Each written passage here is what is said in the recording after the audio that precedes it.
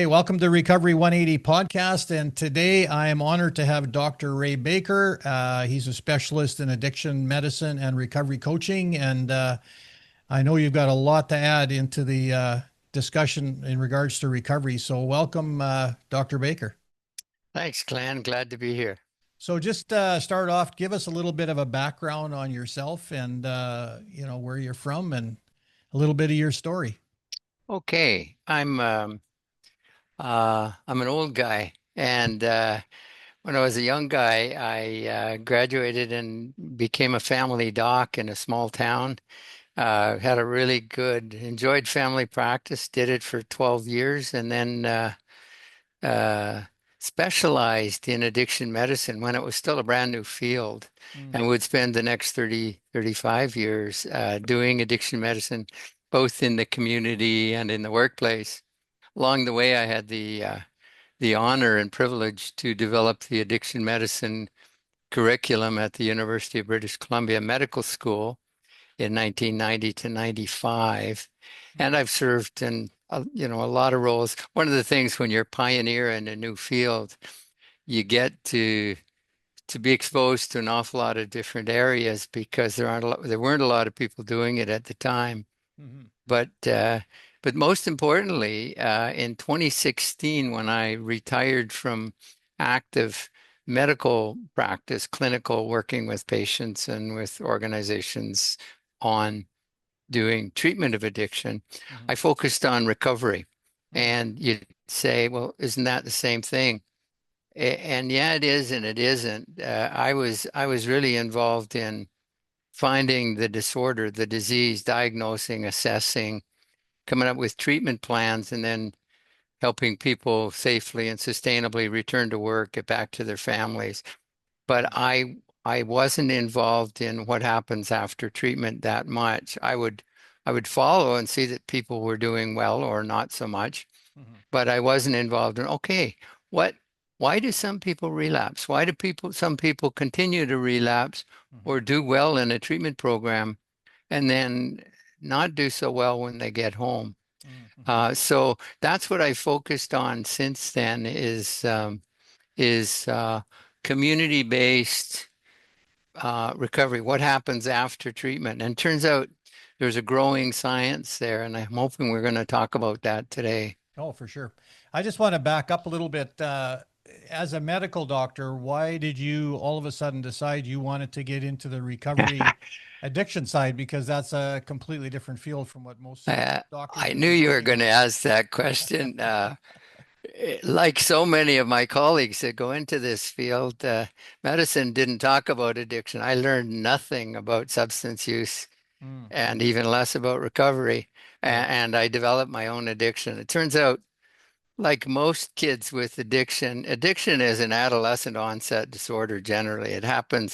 Starts to happen in the teens, and I was no exception. I developed addiction to alcohol, uh, probably diagnosable by age 17.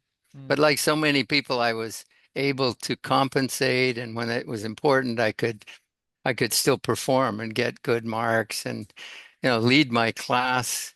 I was a class valedictorian in medical school. wow. But at that point, if you followed me around, you'd know that I had a problem. You'd have to watch and you'd have to know what alcoholism and drug addiction is, but Mhm, I sure qualified. It's just that when I was age 38 in 1984, it came to a head and I couldn't ignore it anymore. So I went off and got into treatment and had a pretty amazing response, including a spiritual awakening mm, mhm. that turned my whole life around. And that's when I started learning about addiction treatment, and then recovery from a personal perspective. So I've been practicing my own recovery for 39 years now, and working hard at it, and I still do.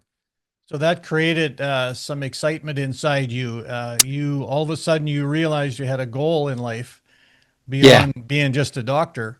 You saw something that was kind of unique that you could go Not only after. I saw something that was unique, I saw something that I, as a doctor, could make a real difference in. Mm-hmm. So, like the other disorders, and I continue to treat the other illnesses, but addiction is something that's really very treatable and very gratifying when you treat it. You get to help people turn their lives around. I'm Mm-hmm. sure you've seen that, Glenn, where Yep. it's quite miraculous and wonderful. And if people only knew how good the odds are of getting better when you have addiction, I mean, it's really good news out there. You know, the majority of people with addiction actually get better. Mm-hmm. And Mm-hmm. most people don't know that. It's presented as a chronic relapsing brain disease, as if it just keeps going on.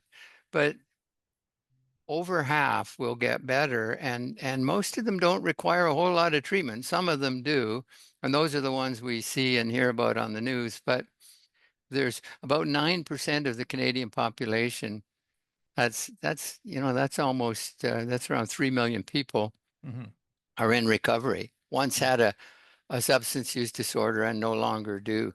That's but because of stigma, we hide out. You know, Mm-hmm. I didn't lead with the fact that I'm a person in recovery, Mm-hmm. and there's a reason for that. Because if I at a medical conference, if I say my name is Ray and I'm an addict in recovery, I would lose the audience right off the bat Right. because of the stigma. They would write me off, or some of them would. Yeah. Mm-hmm. Mm-hmm. Except those that understand or maybe are walking down that road themselves. Or the other one is the person who's sitting there wondering about themselves, because Yeah. that's how I got this miracle is a doctor had the courage at an educational event to self-disclose as being an alcoholic in recovery. Mm-hmm. And I didn't know what that even meant, but it at that point in my life, I was suicidal. And when I heard that person say that, it just planted that little seed of hope. Mm-hmm. And eventually I picked up the phone and called him, and that was how it all began. So what would you define the word recovery? How would you define that? Great question. And there's two definitions. There's clinical definitions. So if you're a psychiatrist or a treatment professional, health professional, you'd be looking at remission. So recovery is when the signs and symptoms of the disease are under control and they stop. So if it's drinking and drugging, there'd be less drinking and drugging and there'd be less health consequences. So the Right. person would get healthier. But the other way of defining it, and we've been done a lot of work on this, is when you ask people in recovery what was their definition, Mm-hmm. for a lot of them, it's a decision. It's an attitude. It's a choice to change my life and head off in a direction. It's that point at which they decide I'm going to do something different, and Mm-hmm. it doesn't have to be perfect. So it's a journey. It's not a destination. Mm-hmm. So even when a person isn't yet perfect, if they're heading in the right direction, they could be considered to be in recovery. And often and usually abstinence is part and an essential part of it, but it's just a signpost along the way. People in recovery have about four characteristics. One is their uncontrolled use of substances no longer happens. Mm-hmm. Two is their health improves, their well-being, mental health, physical health. Three, their level of function. They get better at being in marriages, being parents, being workers. And finally, and this is the exciting thing for communities, is people in recovery become more pro-social. We're more likely to volunteer. We're more likely to give and be active members of our communities or churches or whatever. So So why do you we think that is? Why do you think that is? that's a great question. I could turn that around. This isn't a talk about church and Christianity, but I could ask you the same thing about church members. Mm-hmm. Why do you think that is? I think it's because for us, if you want to feel good, you got to do good. And this is a disease of feeling. I use substances to feel better. Mind you, they made me feel worse, but if I can't use substances, I'm really messed up now. Mm-hmm. in recovery. So I have to find all these other ways to feel good. And one of them is by doing good. There's a lot at stake. So Mm-hmm. Mm-hmm. on my lifeboat, my life and death depends upon this kind of stuff, Mm-hmm. this So would it be a sense of giving back also, like a, or absolutely. like a second chance, or There's definitely that. There's a second chance bit there. I noticed my thumb going up there. I'm not sure what that's about. that's okay. Uh, but it I don't even know all of the interesting thing about recovery is that once you start looking at what's actually going on, when two or more people get Mm-hmm. together talking about recovery, the power and the magic of healing that happens, we could come up with ideas of why we think that works, but I don't think we know.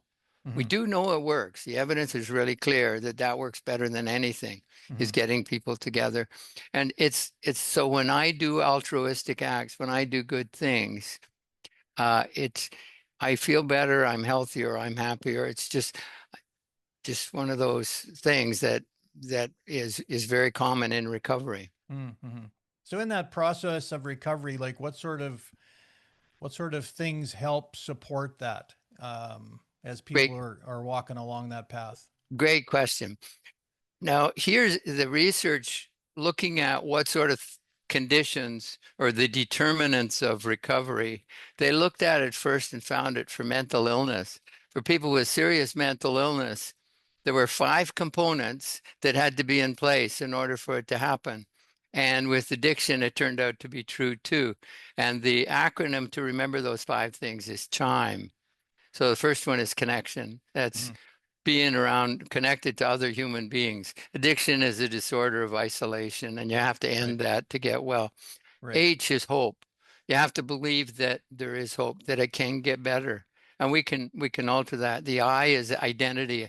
Going from an identity of a loser as a person who's a bad person or a flawed person to Mm-hmm. a person who's got an identity of of worth and then the M is related to that. That's the meaning. And for people in a community or in a faith community or in a vocation or volunteer, having a reason to get out of bed, meaning in my life, Mm-hmm. is a really important part of recovery from mental illness and addiction. And the E is an important one, and it happens after treatment. That's empowerment. When I take, initially, I lost my power to my drugs, and then I gave my power to people who could fix me, to help Mm-hmm. me. Mm-hmm. But eventually, when I come out of the treatment, I have to be more and more autonomous. Now, here's the paradox, and you as a Christian would understand this one. The paradox is in order to be powerful, I have to give my power, I have to surrender. Mm-hmm. Mm-hmm. So I can do this, but I can't do it alone. So, Mm-hmm. and that's where the paradox, but empowerment is I'm the one that has that ability and I am the one that's responsible. So those are the five conditions. We can create those conditions in communities. Mm-hmm. So far, we could do a better job of it. That's why I'm excited talking about this. I know that I've heard you talk before about connecting points. I wondered if you could just expand on the importance of those number of connecting points that you said are important for people in recovery. Yeah. Well, it comes back to some research by a guy named Litt. He researched alcoholism and he showed this researcher showed that if you connect a person with alcohol use disorder to another person who's in recovery, their chances of being sober and in recovery a year later go up by 27%. Hmm. Those are those are excuse me, those are better odds than we get with any medication or psychotherapy or any modality of treatment. So connection is proven, but it's any place where another human being connects with you, and again, we don't understand, but there's empathy is important, and being on the same level as a person. I know, Glenn, you're a coach, and Mm-hmm. coaching is different than therapy or being a physician. As a therapist or as a physician, I have power. There's a sort of a hierarchical relationship. I've got a little power over you. Whereas as a coach or friend or a member of an organization, church or Mm-hmm. group, you're more equal. And that Mm-hmm. kind of level of connection is very, very therapeutic, especially if there's empathy, caring and compassion involved. Mm-hmm. So you often talk about recovery capital. What is that exactly? That sounds like a really big term. It's a big term. Is there a simple explanation for that? Well, it's common sense. If Mm-hmm. if you show me a person who keeps relapsing, I'll show you a person who just doesn't have enough capital to make it recovery capital. So recovery capital is those things, those resources that I can use that make it more likely for me to get into recovery and then stay in recovery. Mm-hmm. So the job of a treatment center or any therapist or coach Mm-hmm. is to improve a person's level of recovery capital. So what are those resources? Well, there's internal and external resources. My internal resources could be things like my health, uh, my attitude, uh, the level of coping skills, my level of education, my stress management skills, resolution of past trauma if I've got it. Mm-hmm. So those are the internal resources. The external resources are things like enough money to survive, food, shelter, and then access to therapy if I need it, housing, a job, Mm-hmm. people who support me, huge one there. Mm-hmm. And that's something we can really change is if we can educate people, the role, how the importance, how they can all be important in supporting people in recovery, Mm-hmm. having meaning, spiritual. And if you look at the combination of what we were talking about, the elements of Chime and recovery capital, and you take an organization in the community, especially faith-based organization, churches, Mm-hmm. and you could see, oh, we can offer all of that stuff. We don't even have to adjust very much. We just have to educate the people so that they've just know a little bit more about why and how to do it. Mm-hmm. That makes So sense? it makes sense.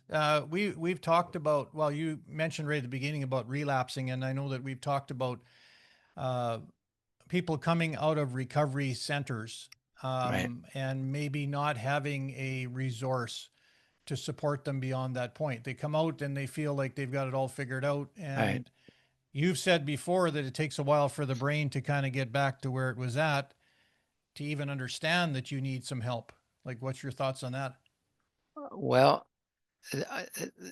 it's probably the most important single topic where it's really easy to get people to look good in a treatment center. Mm-hmm. It's easy. You've heard the saying, it's easy to be a holy man when you live on the top of a mountain. In a Mm-hmm. treatment center, it's structured, it's organized. There aren't a lot of risk factors or temptations. You're not around the triggers and the people who are mad at you.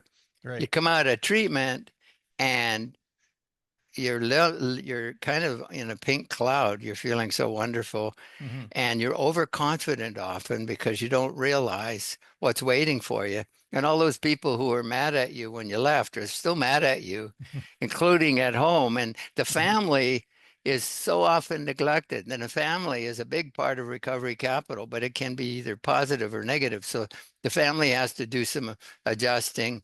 And that's something that we really need is family education and support programs so that they can readjust to the person coming out of treatment and then join the recovery process. Mm-hmm. Um, So this is a bit of a segue then into recovery coaching, and I see that as sort of like recovery transition coaching, right? Beyond yes. the recovery center.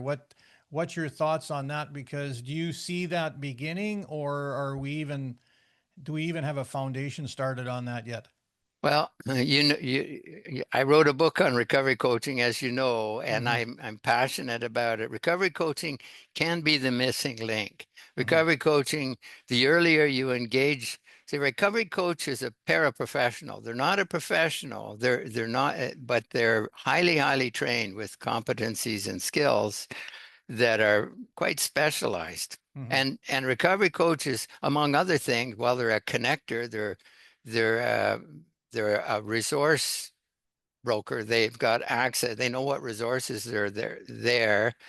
And they're an ally, but they can take the person before treatment and work on nurturing the hope and then connecting them to the system of care for Mm-hmm. assessment, stabilization, treatment.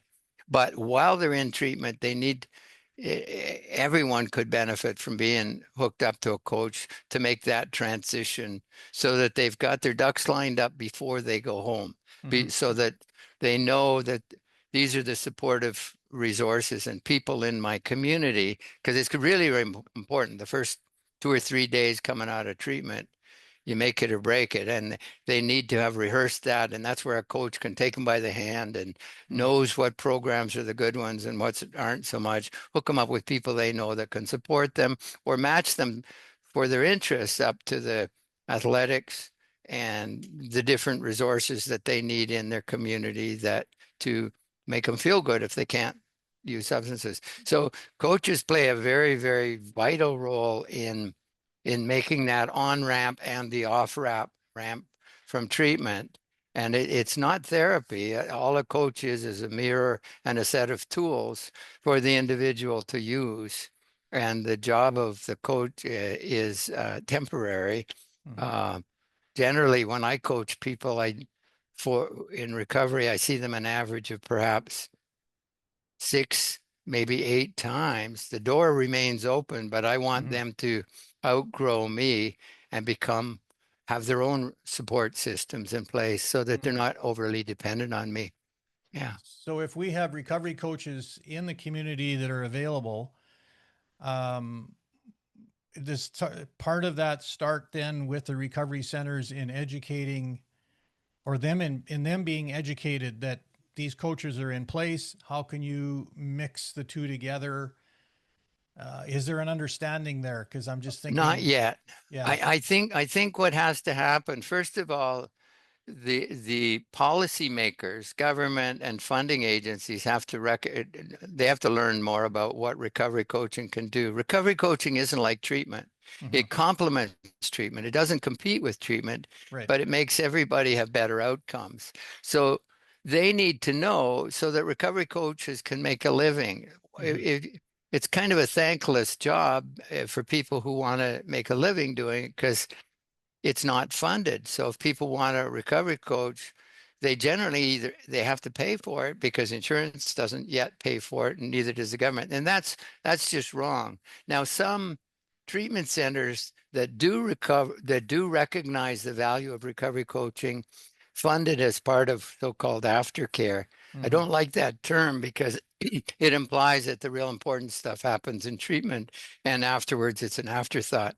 Treatment recovery doesn't really start until you're out of treatment, Hmm. and then it's a hard work, long journey.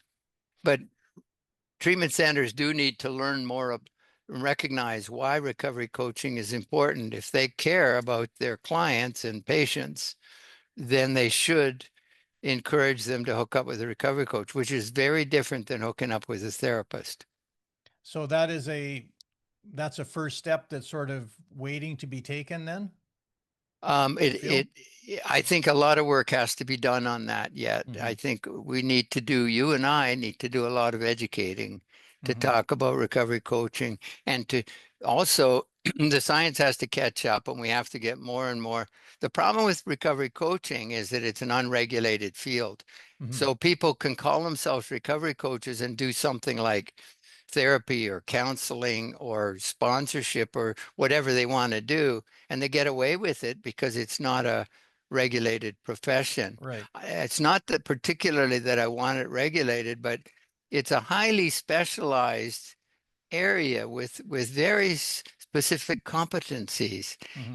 And once we if we could get that recognized, then we'd get good research showing how effective it is, because there's no doubt about it that the techniques recovery coaches use are evidence-based techniques, motivational interviewing, an appreciative inquiry type of approach, the navigation of the system.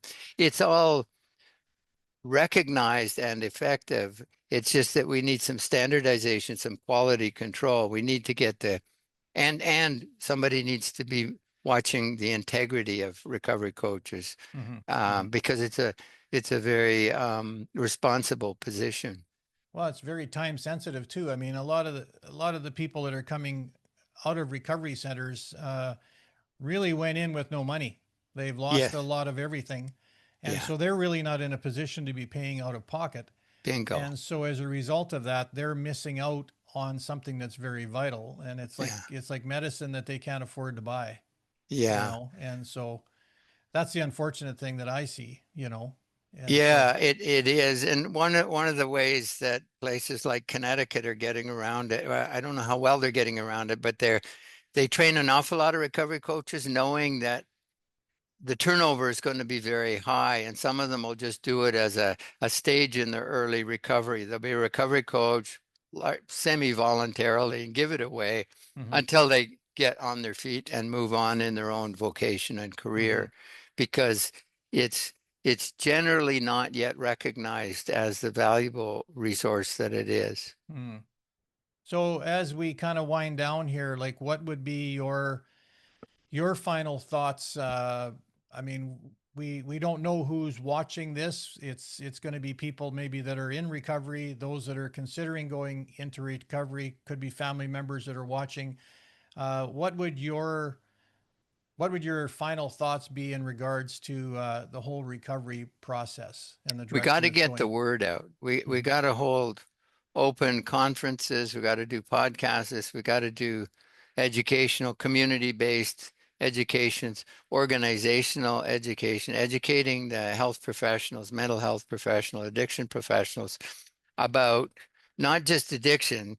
One of the problems with recovery, it's been, you've heard of greenwashing where they appropriate the names and call it a green program. Well, Mhm. this has happened with recovery. So a lot of treatment programs are now calling themselves recovery programs, which is, I'm not bad mouthing the treatment programs, but recovery is something that, and the need for recovery coaches and community-based recovery centers, recovery churches, Mhm. that sort of thing is a separate field, and we need to get the word out. We need to educate and talk about it, and we need to show how effective it is. Well, So this, yeah, I think it's important that we all kind of come together, and we who are fired up about this topic need to really talk that up. And I know that I don't know if some counselors feel that coaches are infringing on their space or whatever, but it'd be nice if everybody could just work together for one common goal. yeah. No, that's why I volunteered to do podcasts like this, and that's why I'm really glad you're doing this podcast, Mm-hmm. Well, I appreciate having your, is to get the more people realize it, that it's real. yeah, yeah. Well, thank you very much. Hopefully we'll be able to do this again, and we'll have some next steps to announce of how this is going. But certainly, recovery is an important thing in all of our communities, and addiction and homelessness is so huge right now, and so we just need to do whatever we can do to try to help people move But on where move on past that. addiction, people think about homelessness when they think addiction. They don't think about in their church or in their Yeah, doctor's office, or it's an equal opportunity disorder. It's about 10% of the population. yeah, yeah, yeah. It's Yeah. inside. Most of it's inside the walls. Well, I thank you. get you. I got a hunch that you and I will be doing some stuff together in the I future, think I man. think we will. I think we will. Well, thank you, Dr. Ray Baker. Your specialty in recovery is amazing, and I think that there's going to be some big changes happening as a result Oh, of what you're going to be doing and your colleagues. So, thank you for taking time for this podcast, and I look forward to connecting with you again. thanks for doing it, All Glenn. right, thank you.